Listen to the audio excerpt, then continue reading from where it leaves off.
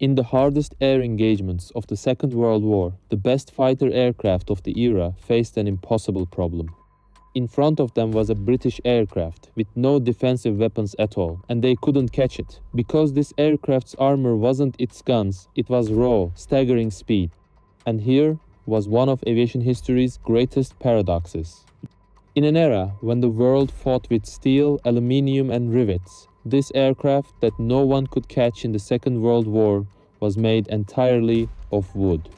But this wasn't ordinary timber. It was a composite marvel far ahead of its time, a balsa core sandwiched between two layers of Canadian birch plywood.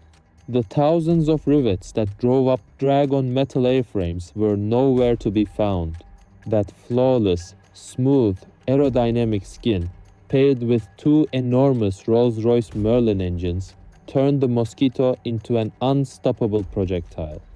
When the design was put to the Air Ministry in 1938, they turned it down. A wooden combat aircraft wasn't taken seriously. By the late 1930s, metal monocoque construction was the standard.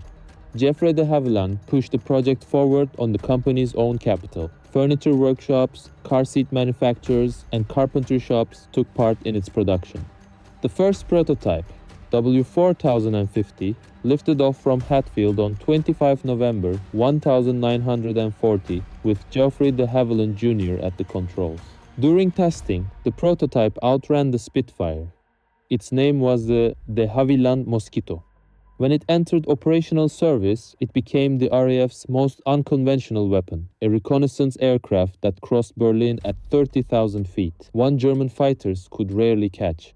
A type that flew night bombing missions with a loss rate well below that of the heavies. An aircraft that appeared on enemy radar and vanished already on its way home before any interception could arrive.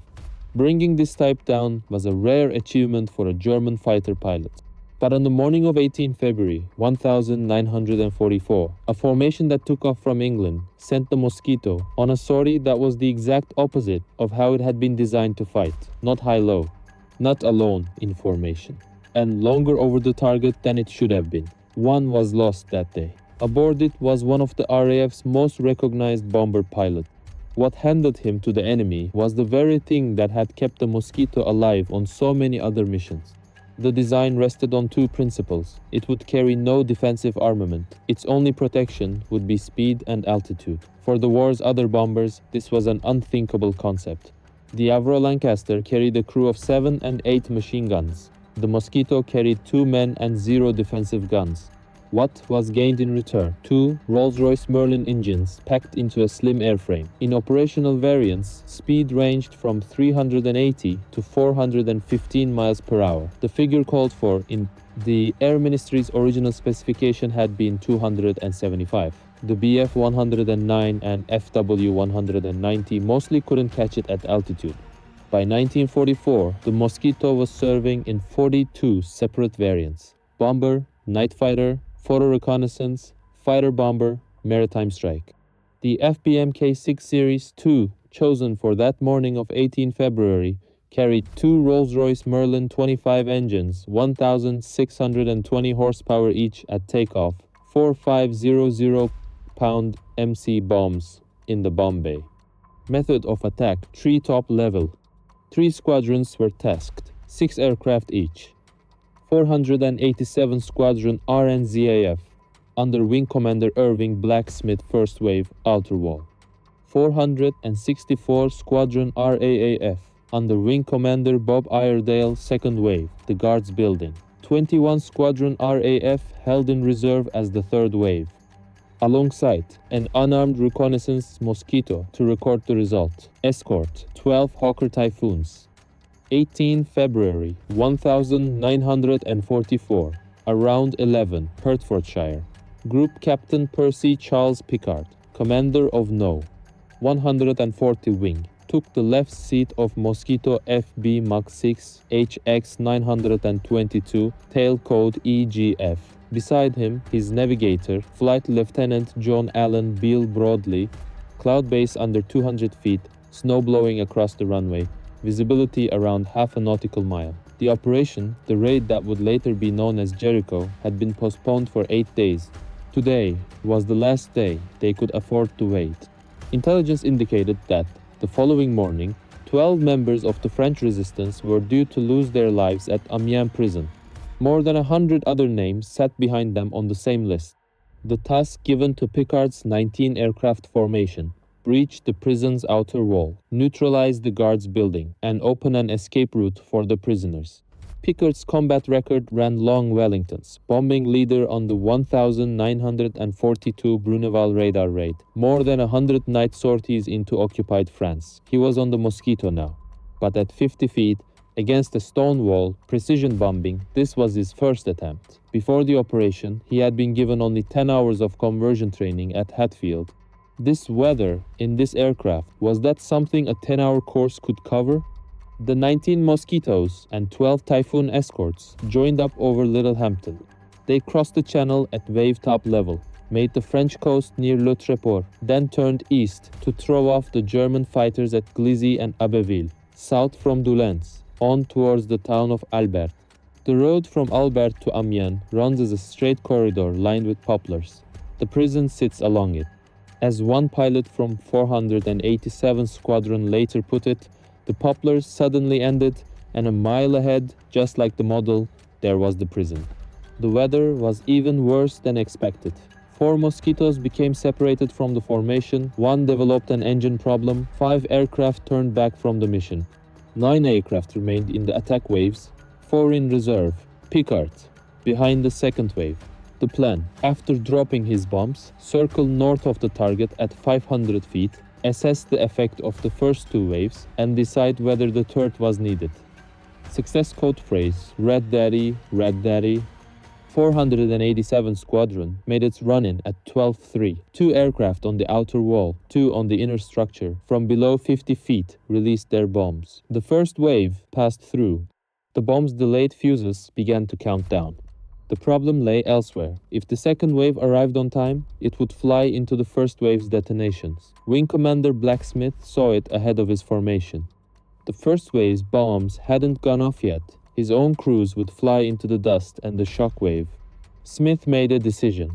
A wide loop south of the Albert Road. Time for the first wave to finish its work. The decision was operationally correct, but it set off a different equation. 12-6. The eastern wall did not appear to have been breached yet.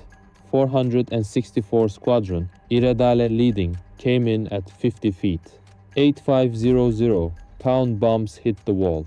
At the same moment, 2 Mosquitoes struck the main building another 8 bombs. The guardhouse, where the guards were stationed, was neutralized. Some of the prisoners lost their lives. Most were in a position to escape. Picard was circling north of the prison. He waited for the smoke to thin. He saw prisoners coming out of the building and gave 21 Squadron the code phrase over the radio. The third wave wasn't needed. But Smith's loop had shifted the formation's timing on the way home. An FW-190 training flight from 7 Yagdeshwader 26 had come up over Glizy, vectored in to intercept the raid. EGF was at the rear of the formation, just about to set course for home. Picard had stayed over the target longer than he needed to. By the time the fighter slid in behind him, his own slot in the formation had already cleared out. Feldwebel Wilhelm Meyer's FW-190 closed in from astern. The burst separated EGF's tail section from the fuselage. The aircraft came down near street. Gratien, about 13 kilometers north of Amiens. Picard and Broadley lost their lives. On the same return leg, Squadron Leader AI, McRitchie's Mosquito SPT serial MM404, was hit by anti-aircraft fire near Albert. He made a forced landing. His navigator, Flight Lieutenant R.W. Sampson, lost his life, and McRitchie was taken prisoner, wounded. From 487 Squadron, Flying Officer M.N. Sparks, pilot of EGT, was hit and his port engine damaged. He feathered the propeller and brought the aircraft back to RAF Ford on a single engine. Among the escorts, FOJE. Renault's Typhoon was shot down by Lieutenant Waldemar Radener of JG-26. Renault was taken prisoner. Sergeant H.S. Brown flew into a snow squall off Beachy Head and was never heard from again. Total losses: 2 Mosquitoes, 2 Typhoons. 3 aircrew lost their lives, 3 were taken prisoner. The picture inside the prison emerged later. Of roughly 717 prisoners, 102 lost their lives in the bombing. 74 were wounded, 258 escaped. Of those who got out, 79 were resistance or political prisoners. About 2/3 were soon recaptured. The alleged list, dated 19 February, was searched for after the war by squadron leader Edwin Houghton. It was never found. The historian Jean-Pierre Dusselier later argued that no mass loss of life had been planned and that the operation had been driven by MI6 initiative. Who ordered the operation and on what intelligence has never been fully verified. For the Mosquito, the issue was a different one. In the conditions it had been designed for high altitude, light load, a short maneuvering window, the type was genuinely hard to catch. For the rest of the war, the light night striking force of 8 Group Pathfinder Force flew more than 170 raids over Berlin. On the great majority of those missions, German fighters could not catch up. Amiens sent the type on a mission outside its design, 50 feet, a full bomb load, an extended hold over the target. What Picard did that day, waiting for the smoke to clear to confirm the result, was tactically correct. But it briefly broke the conditions under which no one could catch the Mosquito. In that window, an FW-190 could do its work. Group Captain Percy Charles Pickard, DSO, and 2 bars, DFC, lost his life on 18 February 1944, aged 28. Sheffield-born, he had joined the RAF in 1937.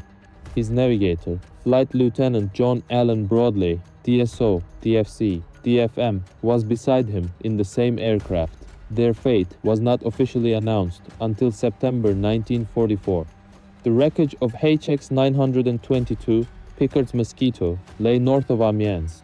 Mosquito production ran on until late 1950. Total production 7,781 aircraft. The type was retired from RAF service in 1953. The first prototype, W4050, is on display today in the very building where it was built, the Havilland Aircraft Heritage Center at Salisbury Hall.